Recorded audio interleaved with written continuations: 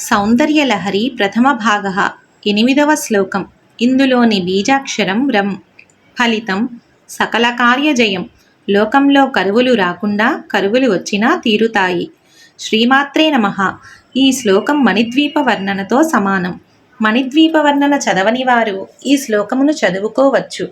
సుధా సింధోర్మధ్యే సురవిటపి వాటి పరివృతే మణిద్వీపే నీపో పవనవతి చింతామణిగృహే శివాకారే మంచే పరమశివ పర్యంకనిలయాం భజంతి త్వాం ధన్యాః కతిచన చిదానందలహరీం.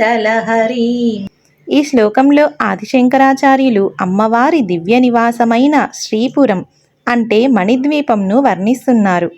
అమృత సముద్రం మధ్యలో రత్నాలతో ప్రకాశించే మణిద్వీపంలో, చింతామణులతో నిర్మించిన దివ్యగృహంలో పరమశివునితో ఏకరూపంగా కొలువై ఉన్న జగన్మాతను మహాభాగ్యులు మాత్రమే దర్శించగలరని చెబుతున్నారు.